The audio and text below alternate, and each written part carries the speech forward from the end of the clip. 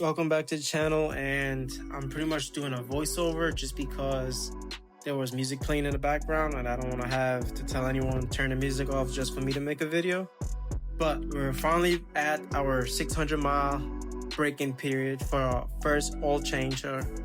So pretty much I'm just going to record the steps on how I did my oil change. Pretty simple, pretty self-explanatory.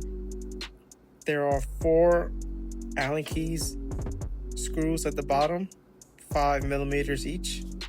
I think the whole job is 5mm screws. Is pretty simple with all the Allen keys on the whole bike.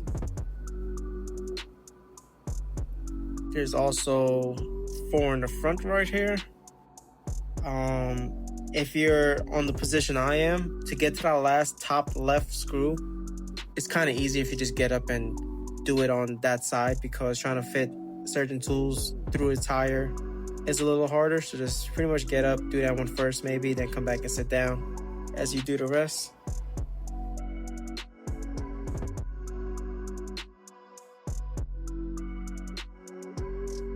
There I was trying to figure that out, but eventually I got it. And after you take those out, that piece literally just slides right out. Just literally pick it up and you're all set to go.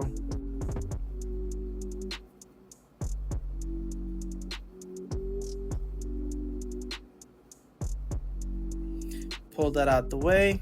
Now you have access to your oil. What is that called? Your oil filter, sorry. And while you're in there, you could probably clean some things up also. This is your a 17mm you're gonna need to take that nut off. That's your oil drain.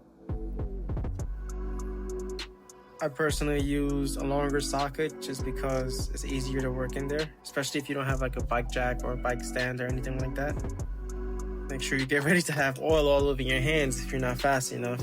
Keep a rag nearby. I didn't. I had to kind of just sit there with the oil all over my hand in the meantime. I've seen some people using, I think it was a K&N filter, but I didn't really look into that. But I got the traditional CF Moto OEM filter, same as the one I took off. Also, make sure you get a new crush washer, the little copper washer, and replace it every single oil change. It's just a very recommended thing to do, just because once you use it, it kind of folds on itself, and it's always better to have a fresh brand new one, so to prevent any leaks.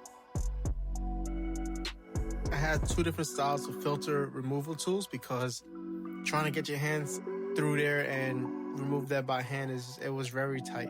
This tool I found I got the most luck with, the one that looks like a vice grip, just didn't have enough room to really grip and turn. This one had enough to grip onto it and turn it until I could turn it by hand.